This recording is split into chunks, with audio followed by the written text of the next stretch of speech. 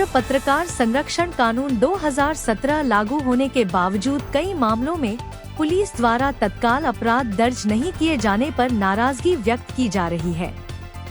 पत्रकारों पर हमला करने वालों के खिलाफ कड़ी कार्रवाई कर दोषियों को तुरंत गिरफ्तार किया जाए, ऐसी मांग विभिन्न पत्रकार संगठनों द्वारा की गई है। कानूनी जानकारों का कहना है कि पत्रकारों पर हमला, धमकी, गाली गलौज या उनके कार्य में बाधा उत्पन्न करना गंभीर अपराध की श्रेणी में आ सकता है। ऐसे मामलों में भारतीय न्याय संहिता (BNS) के अंतर्गत मारपीट, धमकी, सरकारी कार्य में बाधा, अपमानजनक व्यवहार तथा आपराधिक साजिश से संबंधित विभिन्न धाराएं लागू हो सकती हैं। इस बीच सामाजिक कार्यकर्ताओं और नागरिकों ने भी पत्रकारों की सुरक्षा के मुद्दे को गंभीरता से लेने की आवश्यकता जताई है। पत्रकार सुरक्षित तो लोकतंत्र सुरक्षित, ऐसी भावना व्यक्त करते हुए पत्रकारों पर बढ़ते अत्याचारों पर रोक लगाने के लिए राज्य सरकार से विशेष सुरक्षा व्यवस्था एवं तंत्र स्थापित करने की मांग की जा रही है। बीते 18 मई की शाम लगभग 5 से 7 बजे के बीच हिंगणा के वाघदरा ग्राम पंचायत में पत्रकार सतीश भालेराव अपने सहयोगियों के साथ समाचार कवरेज के लिए पहुंचे थे। इस दौरान उन्होंने वीडियो और फोटोग्राफी की। आरोप है कि इसके बाद वाघदरा ग्राम पंचायत के कर्मचारी, सरपंच के साथ सेवक, शोभा माहुरे, ग्राम पंचायत के अन्य कर्मचारी तथा कुछ कथित गुंडा प्रवृत्ति के लोगों ने पत्रकार सतीश भालेराव पर जानलेवा हमला कर उनके साथ गंभीर मारपीट की। यह घटना नागपुर में जन चर्चा का विषय बनी हुई है। घटना के बाद पत्रकार सतीश भालेराव ने हिंगणा पुलिस स्टेशन पहुंचकर शिकायत दर्ज कराई। ग्रामीण अस्पताल हिंगणा में प्राथमिक मेडिकल जांच के बाद उन्हें मेडिकल नागपुर रेफर किया गया। वहां उनकी MLC मेडिको-लीगल केस की प्रक्रिया पूरी की गई। इसके बाद हिंगणा पुलिस स्टेशन में उनका बयान दर्ज कर आगे कानूनी कार्रवाई किए जाने चाहिए थी, लेकिन अभी तक हिंगणा पुलिस कोई भी ठोस कदम नहीं उठा रही है। पत्रकार संगठन ने हिंगणा पुलिस चे नागपुर पुलिस से पुलिस आयुक्त, पुलिस उपायुक्त इनको मिलद्वारे पत्र भी भेजा है, लेकिन नागपुर पुलिस और हिंगणा पुलिस कोई भी कड़ा कदम नहीं उठा रही है। सूत्र की हवाले से ऐसी बात सामने आ रही है कि पत्रकार सतीश भालेराव और सरपंच माहोरे इन्होंने इस केस को कॉम्प्रोमाइज किया है। हमारे संवाददाता ने फोन द्वारा पत्रकार सतीश भालेराव से और उनके परिजनों से बात करके पता किया है कि उन्होंने कहीं भी कॉम्प्रोमाइज नहीं किया है। उनकी ही मांग है आरोपी पर पत्रकार संरक्षण अधिनियम अंतर्गत और अट्रॉसिटी के अंतर्गत कड़ी कार्रवाई की मांग पत्रकार सतीश भालेराव और उनके परिजन कर रहे हैं, ऐसा उन्होंने फोन पे हमारे संवाददाता को बताया। राष्ट्रीय विश्वगामी पत्रकार संघ के राष्ट्रीय अध्यक्ष संतोष निगम तथा महासचिव रमेश देसाई और महाराष्ट्र के विभिन्न पत्रकार संगठनों की मांग है कि आरोपियों पर कड़ी कार्रवाई की जानी चाहिए, अन्यथा महाराष्ट्र के और नागपुर के विभिन्न पत्रकार संगठन रास्ते पर उतरकर आंदोलन करेगा, यह उनका इशारा दिया है। सतीश पारधी की रिपोर्ट। डिलीट केले, मी संकलन केले, वृत्तांकन केलेले व्हिडिओ डिलीट केले पूर्ण। हे सर्व त्यांनी 1.5 तास हा जो प्रकार 1.5 तास लातांनी बुक्यांनी हा सर्व त्या ग्रामपंचायतच्या सरपंचा शोभा आणि माहुरे आणि त्यांचे कर्मचारी आणि गावकरी लोकांनी महिला सरपंच यांना समोर करून वृत्तांकन करणं पत्रकाराचा अधिकार आहे। मी तेच केलं। ID घालून सर्वांना यांनी कागदपत्र पुरावे दिले, त्यानुसार मी ते बातमी ते वृत्तांकन केले। त्यामध्ये काय चुकलं सांगा। आपल्या सोबत कोण कोण होतं?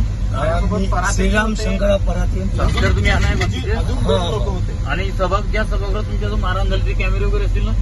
कॅमेरे होते, पण चालू आहे की बंद आहे त्याबद्दल तुम्ही ते एक दवाखाना करून आपण त्यांच्यावर परत कारवाई करून त्यांना अरेस्ट करायला लावू नका। एक झालं पाहिजे। त्यांनी पोलीस स्टेशनला यायला सांगितलं। मी पोलीस स्टेशनला 7 ते रात्री 12 पर्यंत मी थांबलो। यांना मारहाण करत होते, मी पोलिसांना बोलवलं। दबाव माझ्यावर आणत होते, महिलांना समोर करून माझ्यावर दबाव आणलं होतं। मी महिलांचा विनयभंगाचा तुमच्यावर गुन्हा दाखल करेल, याच महिलाला समोर करून त्यांनी मला ते प्रेशर आणलं होतं. नाही तर कालच ती तक्रार झाली असती, कालच FIR झालेलं असतं आणि क्रॉस FIR झाले असते दोन्हीकडनं. सर्व जे व्हिडिओ आहे ते व्हिडिओ फुटेज पूर्ण त्यांनी डिलीट केले. काही आपल्याकडे आहे मारहाण, माझ्याकडे धाव धाव मारणं ते यांनी जे व्हिडिओ आहे. बाहेरचे ते मला माहित नाही, यांनी कव्हर केले हे तिने तुम्हाला कव्हर केले. यांनी दाखव. आणि जुनं जे माझं ऍक्सिडेंटल आहे 2020चा जीवघेणा हल्ला, पाठीवर, कमरेवर, बॅकबोनवर, तिथेच जास्त मारहाण केली, लातांनी, हातांनी, डोक्यांनी, हा सर्व प्रकार घडलेला आहे. मला ज्यांनी मारलं त्याचे नाव सांगू शकता का? हो, नाव सांगू शकतो. म्हणजे त्यांना ओळखतो, सरपंच शोभा माहुरे आणि ग्रामपंचायतचे कर्मचारी नावाने ओळखत नाही, पण चेहऱ्याने त्यांना सर्वांना ओळखतो. गावकरी लोकांना ओळखतो. आणि जे हे ओळखतात. तुम्ही म्हणता का मला जुनी मारहाण 2020ची आहे, हो. तेव्हा कोण मारली होती तुम्हाला? तेव्हा शहाकार आणि त्याच्या गुंड प्रवृत्तीचे जे मित्र आहेत ते मला जीवघेणा हल्ला झाला होता आणि यांच्यावर मी अॅट्रॉसिटी MIDC पोलिसला केली होती. तेव्हा तक्रार झाली आहे का तेव्हा? MIDC पोलिसला स्पेशल कोर्टात अॅट्रॉसिटी केस चालू आहे. आता बेंचवर आहे, एव्हिडन्स झालाय, माझं एव्हिडन्स आहे. आणि त्याच ठिकाणी जबर मारहाण लातांनी, पायांनी, बुक्यांनी, सार्वजनिक 20 ते 25 लोकांनी मिळून हे सर्व प्रकरण ग्रामपंचायतच्या सभागृहामध्ये, ऑफिसमध्ये, कार्यालयात बंद करून. असं काही तुम्हाला वाटतं का जुन्यातला काही राग वगैरे? असं काही कोणी कारस्थान नाही, रचलं असं नाही. याबद्दल काही आयडिया नाही, नाही. काही आयडिया नाही. त्यांनी रचलं असेल याबद्दल मला काही आयडिया नाही, कारण हे हिंगण्याचं प्रकरण हिंगण्यामध्येच घडले आहे. आणि जो स्वप्नील शहाकार त्याचे वडील माजी सरपंच होते आणि हे सर्व सरपंच आणि काही गावकरी मंडळी यांचे काही संबंध असू शकतात याची काही पुरेपूर कल्पना किंवा खात्री पण मी देऊ शकणार नाही. पण चौकशी झाल्यानंतर चौकशी निष्कर्ष निघू शकतो. माझी हीच मागणी आहे की मला न्याय मिळवून द्यावं आणि या प्रकरणामध्ये जी जबर मारहाण केली आहे पुन्हा पुन्हा माझ्या पायाला, कमरेला, हाताला, डोक्याला मुक्का मार जास्तीत जास्त लागला. संख्या किती तुमची त्यांचीवाली? 25 ते 30 लोकांची संख्या. पूर्ण व्हिडिओमध्ये तुम्हाला दिसेल. ते व्हिडिओ आहे, व्हिडिओमध्ये पाहाल, व्हिडिओ दाखवा. व्हिडिओ बघा तुम्ही. आणि यांना खिचून ग्रामपंचायतच्या आवारात नेऊन तिथून ऑफिसात नेलं आणि चांगलं मारलं, जबरदस्त मारलं यांना.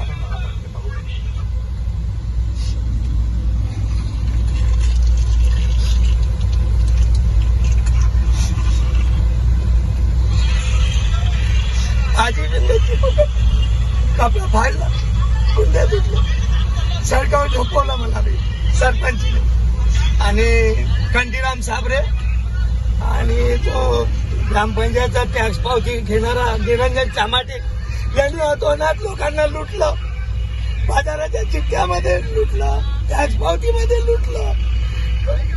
जे टॅक्स भरलेलं होतं मागच्या वर्षीचं ते लागून अजून डबल घेतलं. त्यासाठी विचारणा करण्याकरता भाऊला बोलवलं होतं, परंतु त्यांनी यांच्यावर आणि माझ्यावर बघून अत्याचार केला. त्यांच्यावर कारवाई जबरदस्त झाली पाहिजे, बस हीच माझी आग्रहाची विनंती आहे. चला ना तुम्ही तिकडं. हां, आपलं नाव काय आहे साहेब? मी वरिष्ठ पत्रकार Satish Bhalerao, Vande Bharat news Nagpur bureau chief. माझं असं प्रकरण आहे की 2020ला ॲट्रॉसिटीच्या अंतर्गत MIDC PS मध्ये स्वप्नील शहाकार व त्याचे गावगुंड आणि MIDCचे जे कटकारस्थानी त्यांच्याविरुद्ध मी ॲट्रॉसिटीचा गुन्हा दाखल केला होता. त्याबाबत आज 7 वर्ष झाले त्या केसला. ती केस आज बेंच आणि जे फायनलवर आली आहे आणि इव्हिडन्स आता होणार आहेत. तर त्या 7 वर्षानंतर मी RTI लावू आणि शासनाला पाठपुरावा करू खंडपीठ आयोग नागपूर, महाराष्ट्र राज्य खंडपीठ आयोग नागपूर विभाग यांच्यातर्फे मला 2023ला जे आहे मला पोलीस संरक्षणाचं पत्र प्राप्त झालं. कारण की मी एक पत्रकार आहे, त्यासोबत RTI ॲक्टिव्हिस्ट आहे आणि स्पेशली माझं पीठ आहे क्राईम म्हणजे इन्व्हेस्टिगेटिव्ह जर्नलिझम.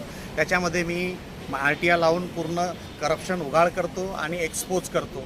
हा माझा स्टाईल आहे, इन्व्हेस्टिगेटिव्ह जर्नलिझम, आणि ते करणं मला खूप आवडतं. त्या कारणास्तव जे करप्टेड लोक आहे, भ्रष्टाचारी आहे आणि त्याच्यानंतर आरोपी लोक आहे किंवा क्रिमिनल्स आहेत, ते माझ्या नावानं घाबरतात. कारण की मी त्यांच्या बातम्या उघाड करतो आणि त्याच्यानंतर त्या लोकांना मी तुम्ही त्या बोला. लोकांना मी सर्व प्रकारे एक्सपोज करून जेलमध्ये पाठवतं. तर त्याच्यानंतर असे 3-4 हल्ले झाले. आजपर्यंत मला जे आहे नागपूर पोलिसांकडून पोलीस संरक्षण आलेलं नाही. माझ्या आजपर्यंत आज 4थ्यांदा मी रिमाइंडर म्हणजे स्मरणपत्र म्हणजे ते जुनं जे पत्र आहे मला पोलीस संरक्षणाचं ते पत्र आज मी DCP झोन 1 ऑफिसला सिंगारेड्डी सर ऋषिकेश रेड्डी जे आहेत DCP झोन 1चे त्यांना मी दिलेला आहे डिस्पॅचमध्ये. आता थोड्याच वेळात ते ऑफिसला येतील. CP साहेबांकडे काही बैठका मीटिंग्स वगैरे झाल्या आहेत आणि आम्हाला बसवून ठेवलं आहे आम्ही फिर्यादी असल्यामुळं. आणि त्याच्यानंतर ते माझं म्हणणं ऐकतील आणि त्याच्यानंतर ते सर्व पोलीस संरक्षणाचे जे काही कायदेशीर कारवाई करतील अशी अपेक्षा करतो. धन्यवाद.